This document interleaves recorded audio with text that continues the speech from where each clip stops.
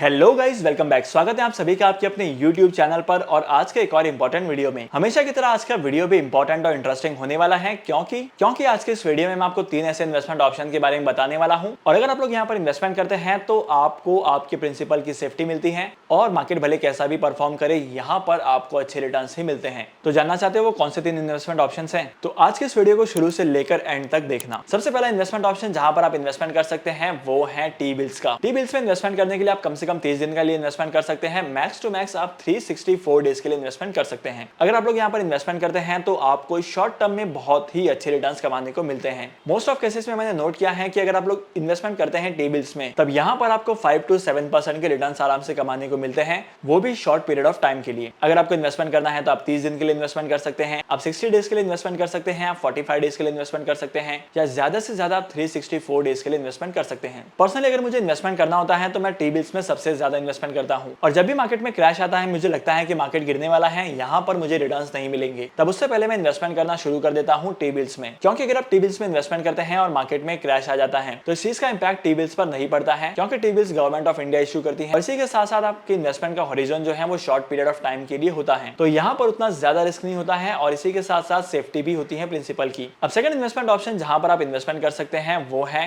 Post office के time deposit scheme का। अब अगर आपको यहाँ पर इन्वेस्टमेंट करना है तो इन्वेस्टमेंट करने के लिए बहुत सारे ऑप्शन है। आप 1 साल के लिए इन्वेस्टमेंट कर सकते हैं, आप 2 साल के लिए कर सकते हैं, आप 3 साल के लिए कर सकते हैं, मैक्स टू मैक्स आप 5 ईयर के लिए इन्वेस्टमेंट कर सकते हैं। लेकिन अगर आप लोग यहाँ पर इन्वेस्टमेंट करते हैं तो यहाँ पर भी आपको 7% तक के रिटर्न्स आराम से कमाने को मिल जाते हैं। फिर चाहे मार्केट की कंडीशन कैसे भी हो, मार्केट में फॉल आ रहा है, मार्केट में राइज आ रहा है, यहाँ पर आपको इन्वेस्टमेंट पे अच्छे खासे रिटर्न्स मिलेंगे। अगर आप स्टॉक मार्केट में भी इन्वेस्टमेंट करते हैं तो यहाँ पर इन्वेस्टमेंट करने की वजह से आपके इन्वेस्टमेंट के पोर्टफोलियो में डाइवर्सिफिकेशन आएगा और जब मार्केट में क्रैश आ रहा होगा तो आपका पूरा का पूरा पोर्टफोलियो लॉस में नहीं होगा। आपके पास कोई तो ऐसा सोर्स होगा जहां से आपको फिक्स इनकम आ सके। अगर आपको पोस्ट ऑफिस के टाइम डिपॉजिट स्कीम के बारे में जानना है तो इसके ऊपर मैंने एक डेडिकेटेड वीडियो बनाई है जिसकी लिंक आपको डिस्क्रिप्शन में मिल जाएगी, वहां पर जाकर आप चेकआउट कर सकते हैं। तीसरा इन्वेस्टमेंट ऑप्शन जहां पर आपको डेफिनेटली इन्वेस्टमेंट करना चाहिए वो है गवर्नमेंट बॉन्ड्स में।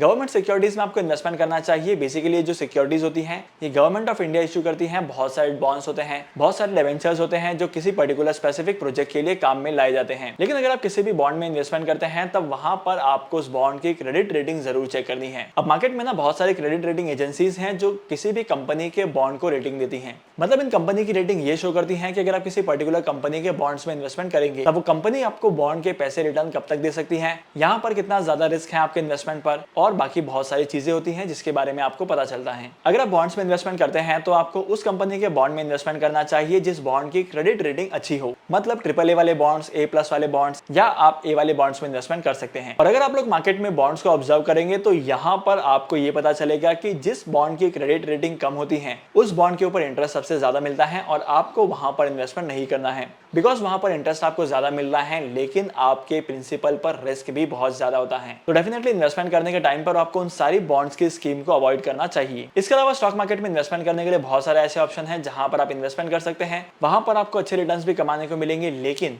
आपके प्रिंसिपल की सेफ्टी नहीं होगी। अगर मैं आसान भाषा में कहूं तो आपके इन्वेस्टमेंट के पोर्टफोलियो में सब कुछ होना चाहिए। आपको इक्विटी शेयर्स में भी इन्वेस्टमेंट करना चाहिए, आपको डिबेंचर्स में भी इन्वेस्टमेंट करना चाहिए और आपको गोल्ड में भी इन्वेस्टमेंट करना चाहिए, क्योंकि मार्केट में जब कोलैप्स आता है तब गोल्ड की प्राइस बढ़ती है, डिबेंचर्स की वैल्यूज बढ़ती हैं और यहाँ पर जितने भी फिक्स इनकम सिक्योरिटीज वाले ऑप्शंस होते हैं उन सभी इन्वेस्टमेंट ऑप्शन की वैल्यू बढ़ती है। सिमिलरली अगर मार्केट अच्छा परफॉर्म कर रहा है तो आपको मार्केट से अच्छे रिटर्न कमाने को मिलेंगे। तो डेफिनेटली आपको दोनों तरीके के इन्वेस्टमेंट ऑप्शंस में इन्वेस्टमेंट करना चाहिए। अगर आप स्टॉक मार्केट में इन्वेस्टमेंट करना चाहते हैं तो आपके पास एक डीमैट अकाउंट का होना बहुत जरूरी है। और अगर आपके पास एक डीमैट अकाउंट नहीं है तो डीमैट अकाउंट ओपन करने के लिए लिंक मैंने आपको डिस्क्रिप्शन में दे दिया है, वहां पर जाकर आप डीमैट अकाउंट ओपन कर सकते हैं और स्टॉक मार्केट में इन्वेस्टमेंट करना स्टार्ट कर सकते हैं। तो आज के इस इंपॉर्टेंट वीडियो को यहीं पर खत्म करते हैं। मैं आपको मिलूंगा अगली वीडियो में नए टॉपिक के साथ, एक इंटरेस्टिंग टॉपिक के साथ। तब तक के लिए signing off, happy investing and good bye.